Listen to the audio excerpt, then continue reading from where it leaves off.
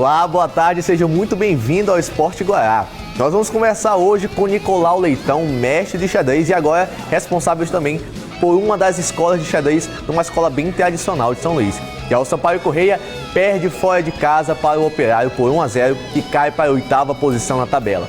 Marcinho Guerreiro fala sobre a dificuldade de encarar o motoclube mesmo jogando em casa, mas acredita na vitória com certeza. Já pelo lado rubro-negro, possíveis mudanças no time titular para jogar em São Mateus pela 3ª rodada do Campeonato Brasileiro da Série D. Tudo isso e muito mais logo depois do recado da Cirúrgica F. Andrade. Tá precisando de produtos hospitalares descartáveis com qualidade e segurança? A distribuidora cirúrgica F. Andrade tem o que sua empresa precisa. Caixa de máscara cirúrgica descartável com 50 unidades por apenas R$ 35,00. Seringa descartável de 13 ml com agulha por apenas 80 centavos. Condições comerciais especiais para empresas. Cirúrgica F. Andrade. Orçamento pelo WhatsApp 3012-4400 www.cirurgicafandrade.com.br. Olha, hoje aqui nos nossos estúdios nós temos um mestre, mas não é qualquer mestre, é o mestre nacional de xadrez, o Nicolau Leitão. Nicolau, boa tarde, seja bem-vindo ao Esporte Guará. Boa tarde, obrigado pelo convite para a gente poder falar um pouco sobre o xadrez. Eu digo que é uma missão de vida minha tentar buscar a popularização do jogo. Você como mestre tem um currículo já extenso, começou muito cedo, muito novo. Conta pra gente como é que foi essa tua caminhada, esse teu começo nesse esporte. Pois é, eu jogo xadrez tem 30 anos, né? Eu tenho 37 anos e comecei a jogar ali. Na verdade, eu nem sei com quantos anos eu aprendi a mover as peças, porque lá em casa era tudo muito natural. A gente aprendeu com o nosso pai, meu irmão depois foi campeão brasileiro, campeão mundial.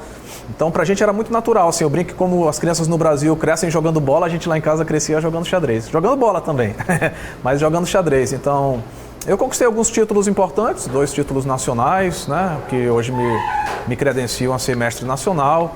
E hoje me dedico a dar aulas, como eu disse, é uma missão de vida minha buscar a popularização do jogo, acredito muito nisso que eu faço. Você vai estar à frente agora de um projeto na Escola Dom Bosco, né? É uma escola que vai voltar bastante agora para o xadrez e inclusive é uma homenagem, né? Uma homenagem alusiva ao Luiz, né?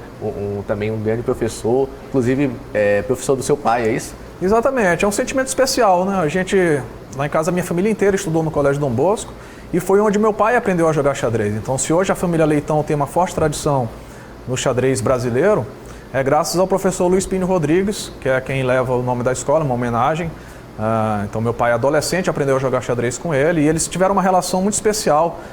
Dá para falar quase que como uma relação de pai e filho mesmo, né? Meu pai sempre fala isso, que tinha coisas que ele tinha mais intimidade, mais liberdade de falar com o professor Luiz Pino até do que com o próprio pai. Então, é um sentimento bastante especial estar retornando à escola. E como é que vai ser, como é que iniciou esse projeto, esse pensamento, né, de formar essa escolinha, como é que surgiu essa ideia e para colocar em prática agora? Pois é, eu recebi o convite da escola, fiquei bem feliz para que a gente realizasse esse trabalho, pelo menos em 2021, totalmente de forma online, né? A gente vive momentos difíceis de pandemia. Dentro desse momento de tristeza que a humanidade vive, o xadrez cresceu bastante. Porque o xadrez ele pode ser praticado totalmente online. Então, os clubes de xadrez online, eles cresceram muito durante a pandemia, né? As pessoas procurando o que fazer, estão em casa, no celular, no tablet, no computador, consegue jogar e consegue estudar. E é esse tipo de trabalho que a gente vai desenvolver, pelo menos em 2021. Eu tenho muita esperança que em 2022 a gente comece esse trabalho de forma presencial. Mas, por enquanto, vai ser tudo online no Dom Bosco. A gente está exibindo imagens, né, de uma aula, né, de uma aula de xadrez. Como é que inicia-se esse curso, né, essa aula com você? Logicamente, começando as peças, as casas, as posições, mas assim, a partir de que idade já vai começar essa escolinha com você? Tem um limite de idade? Qual que é o objetivo principal desse projeto lá no Dom Bosco? Tá. Bom, eu tenho alunos... Hoje essa geração, eu brinco que essa geração vem com chip, né? Eles são muito espertos. Então eu tenho alunos a partir de 4 anos de idade. Mas para esse projeto no Dom Bosco, foi um pedido pessoal meu, que a gente começasse a partir de 10 anos, pelo fato de que as aulas serão exclusivamente online. Então no Dom Bosco vai ser a partir de 10 anos, mas para quem me pergunta a partir de que idade consegue... É uma pergunta frequente, né? Muito frequente. A partir de que idade pode começar a pergunta campeã. O futebol, qualquer esporte, mas o xadrez é campeão. Essa é a pergunta campeã. Antes eu respondia que era a partir de alfabetizados, mas essa geração ela é muito esperta, né? Então eu tenho alunos de 4 anos de idade que já começam a jogar e jogar bem direitinho. Eu vou até aproveitar o gancho porque tem gente que acha que é muito difícil aprender a jogar xadrez e não é verdade. você, para aprender a mover as peças e se divertir, é muito tranquilo. Claro, para jogar bem, virar mestre, vai te exigir muitos anos de estudo, de dedicação, mas para aprender a jogar e aproveitar os benefícios do jogo é bem tranquilo. E essa é uma pergunta também que se faz bastante, né? O xadrez, ele mexe muito com a nossa mente, né? Com o raciocínio, a gente tem que antecipar jogadas, pensar em estratégias. Esse é o principal benefício do xadrez na vida de uma criança, de um adulto, não sei, a pessoa que começa a praticar, mesmo que por hobby, né, ou por esporte, mas não larga mais. O xadrez ele é comprovadamente uma poderosa ferramenta pedagógica. Isso tem, por exemplo, tese de doutorado que comprova isso. O principal trabalho acadêmico nesse sentido no Brasil é de um professor da Universidade de Brasília, Antônio Vilar Marques de Sá. Ele concluiu tese de doutorado pela Universidade de Paris, em que ele comprova que você jogar e estudar xadrez desenvolve memória, concentração, imaginação, criatividade, paciência, planejamento, autocontrole, poder de decisão, aprendizagem de línguas estrangeiras. Mas o que eu sempre falo é que esse aspecto ele é importante para os pais, para os professores, mas para a criança, para o praticante, é fundamental que ela consiga se divertir, né? Você imagina uma criança de 6 anos de idade continuar a jogar xadrez porque o pai falou, olha, filho, joga aí porque suas notas em matemática vão melhorar. Se ele fizer isso, vai ser de forma assim...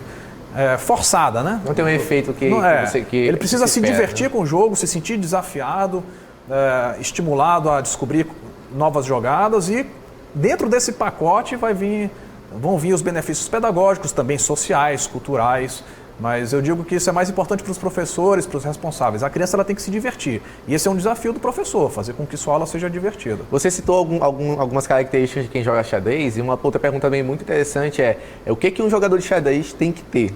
O cara tem que ser perspicaz, o cara tem que ser, né, curioso, o que assim, como mestre em xadrez, né, mestre nacional, e que você acha que são características importantes para quem quer ser esporte, né, viver do esporte do xadrez?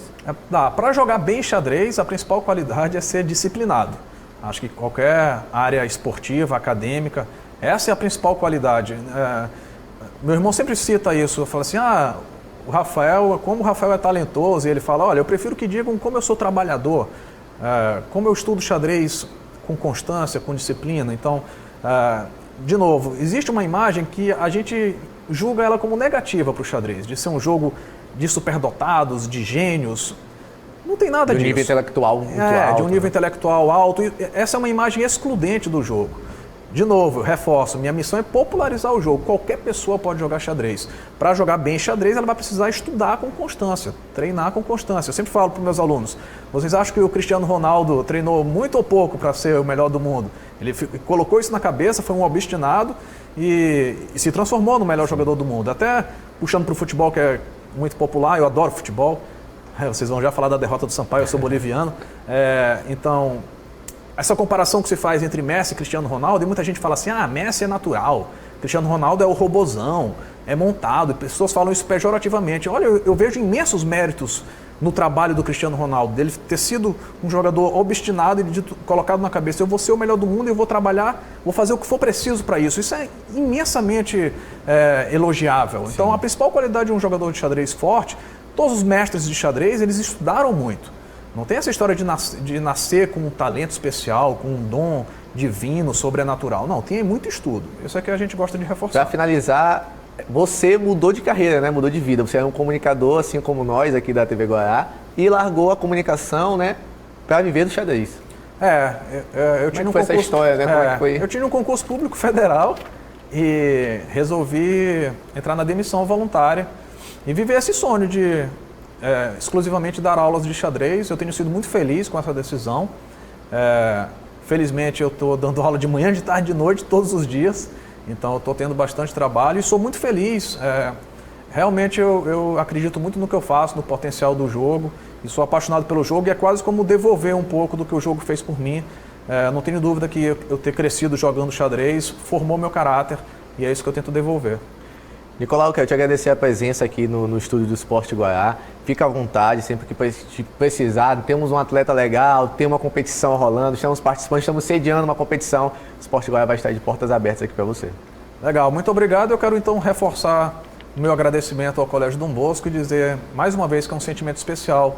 Retornar aonde tudo começou. Começou com meu pai, passou por nós lá em casa e agora a gente vai retornar. Eu estou bem satisfeito com esse momento. Olha, só para finalizar, eu quero falar que tem um desafiante aqui do Nicolau. O Juninho Guará desafiou o Nicolau, falou que em dama e no xadrez apostado é só com ele. Ganha todo mundo aqui, ó, Juninho. Na dama eu tô fora, vamos no xadrez. Xadrez apostado? Vamos no xadrez, a gente joga apostado, acho que vai ser interessante.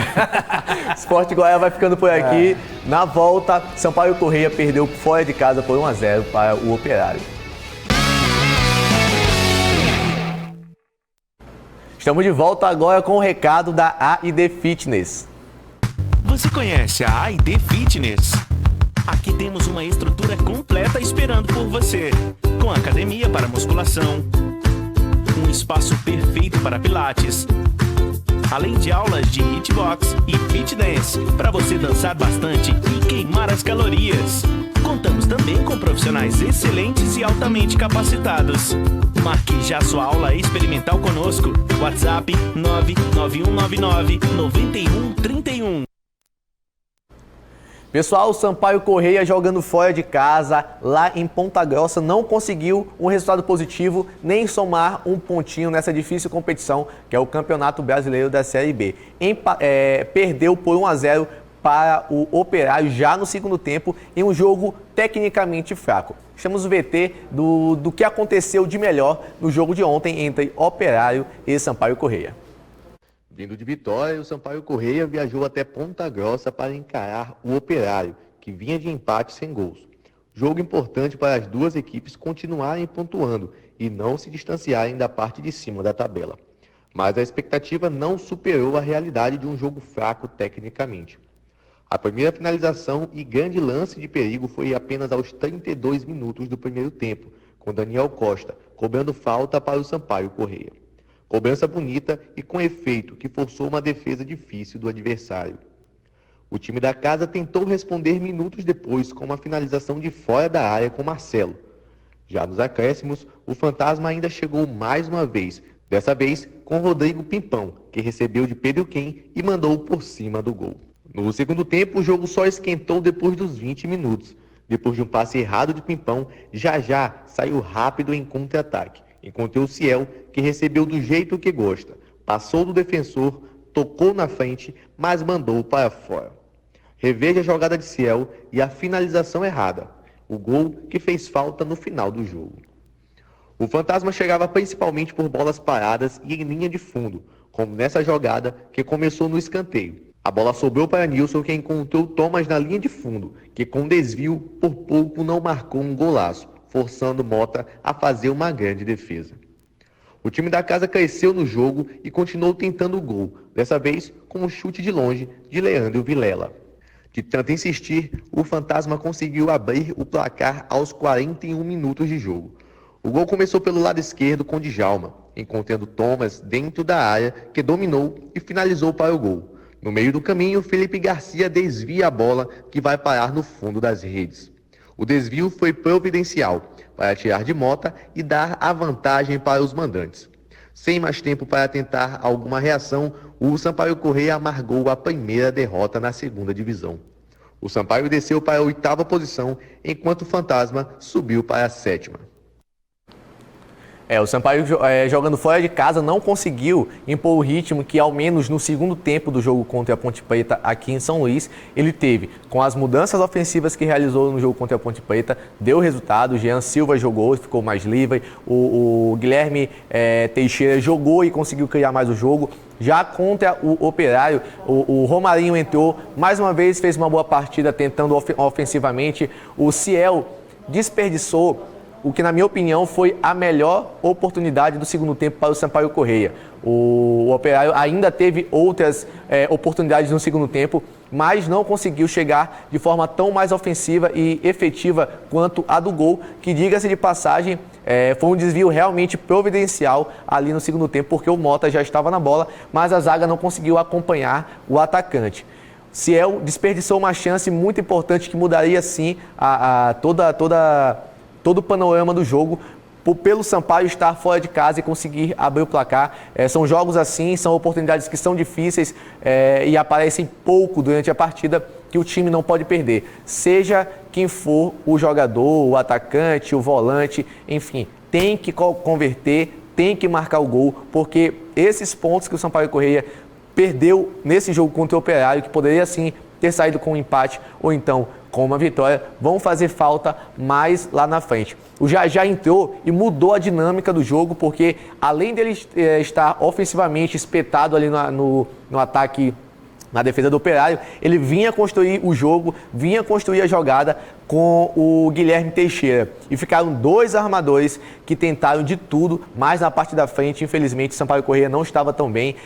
E lá atrás, Mota, mais uma vez gigante. Mota, inclusive, salvou o Sampaio Corrêa, no mínimo, umas 4 vezes durante toda a partida, com bola de reflexo como essa, que vem ali no susto, porque a bola desviou na costa do defensor do time do Fantasma. Fato é que o Sampaio Corrêa, infelizmente, conheceu a sua primeira derrota na competição fora de casa. Agora retorna a São Luís para jogar retorna a São Luís, depois viaja novamente para jogar contra o Confiança já no final de semana. Um jogo também muito difícil. O Confiança não está no seu melhor momento na competição, apesar de ter começado agora, mas tem que pontuar mais uma vez, porque serão 2 jogos seguidos fora de casa. Primeiro contra o Operário e já perdeu, depois contra o Confiança.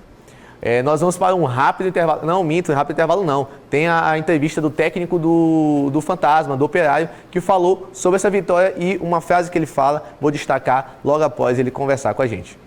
Uma vitória importantíssima. Dentro de tudo que nós estamos encontrando de dificuldades nesse início de competição, independentemente do que a gente produzir em campo, o mais importante é a gente conquistar a vitória, conquistar os 3 pontos, para a gente estar almejando a parte de cima da tabela. E hoje demos um grande salto em virtude desse resultado.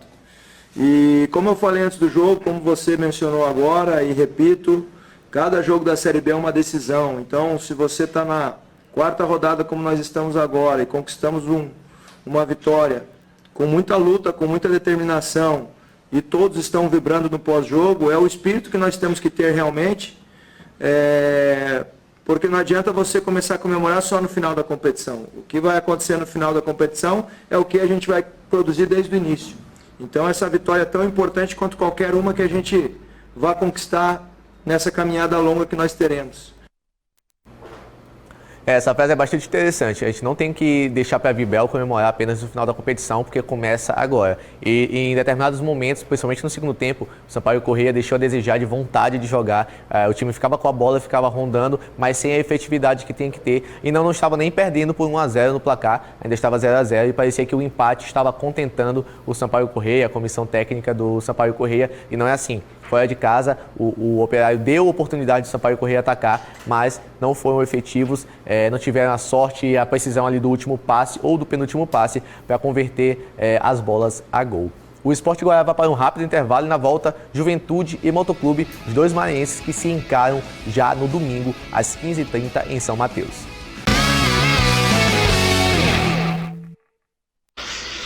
O Sport Goiás está de volta e agora para falar sobre o Juventude Samas. Pelo lado do Juventude, que está se preparando, né? Vem de um resultado fora de casa, vai jogar agora em casa contra o Motoclube. Quem falou com a gente foi o técnico Marcinho Guerreiro, que fala sobre uma dificuldade sim que deve existir para jogar contra o Motoclube, mas que o time está se preparando e está buscando a melhor formação e a melhor formação tática para encarar o Rubro Negro da Fabril. Graças a Deus a gente teve uma vitória fora de casa, então que era o mais importante, né? Graças a Deus a gente conseguiu esses 3 pontos. Mas agora temos um jogo muito difícil, né, com uma equipe bastante qualificada, uma equipe grande do estado, né, que é a do Motoclube. A gente, com certeza, a gente tem muito respeito. Eu já tive do lado de lá, né, como treinador, como jogador, né, tive vários títulos.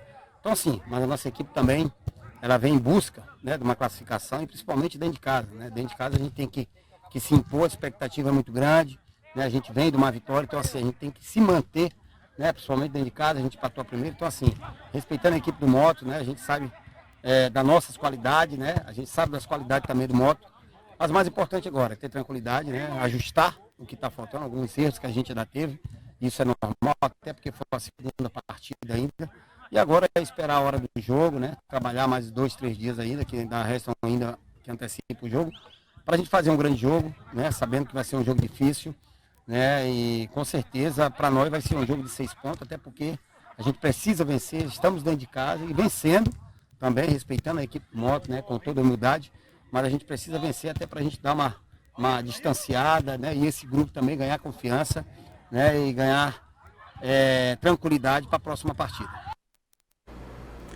Pelo lado do Motoclube, quem conversou com a gente foi o atacante William, que foi titular contra o time do Guarani, teve algumas oportunidades, mas não conseguiu balançar as redes ainda pelo Motoclube, mas que tem total foco e dedicação já para esse jogo contra o Juventude. Foi um jogo muito truncado, a equipe dele muito catimbento, né? A equipe dele muito força e tal. Mas a gente, nos 15 primeiros minutos, tivemos muita chance de gol. Eu tenho certeza que aquela bola que eu dei o passe não foi porque ele quis, não foi. Ninguém queria que ele perdesse aquele gol, né? Mas infelizmente aconteceu. Mas depois tivemos outra chance e a gente não conseguiu matar o jogo. E futebol é isso, quem não faz leve, então a gente acabou sofrendo ali.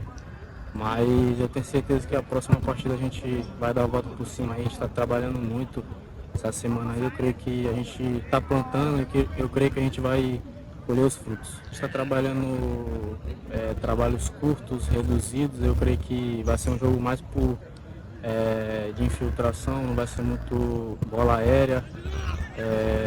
Corte a linha, eu creio que as bolas vão entrar e a gente vai saber finalizar e acertar o gol. Concluir em gol, se Deus quiser.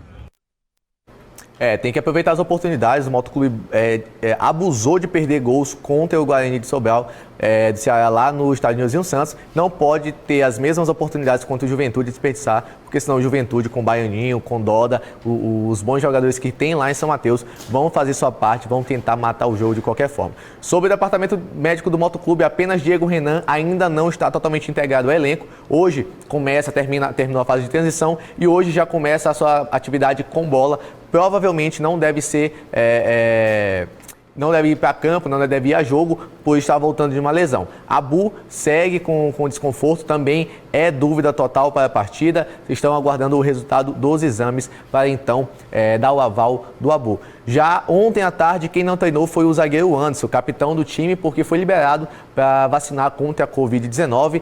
Teve a tarde liberada para ser vacinado, só que hoje já volta a campo, com certeza uma das principais peças no setor defensivo do Motoclube. Eu gostaria de mandar um abraço aqui, antes de finalizar, para o Acefama M11. Eles venceram no último final de semana por 2-1 do FUT, já na competição de bairro, aí a garotada jogando, a galera não perde o Sport Guará. E ainda teve saudade, ainda teve entrevista. Quem conversou com a gente, só para finalizar, foi o Fábio, o técnico do Acefama M11. Aquela competição lá foi algo à parte, né? Parabenizar também o trabalho do professor André, do Lucas lá, que o trabalho deles foi muito bom. Mas virando a página, a gente está focado aqui nessa competição, visando também a classificação que a gente conseguiu logo antecipado, né? Com 6 pontos. Vitória na primeira e agora nessa segunda com um pouco de dificuldade, a gente perdendo bastante gol, que é uma questão que a gente também tem que consertar. Mas agora é focar na fase mata-mata e buscar o título, que é o nosso objetivo. O Sport Guará vai ficando por aqui. Um abraço para a galera da Acefama M11. Boa sorte no restante da competição.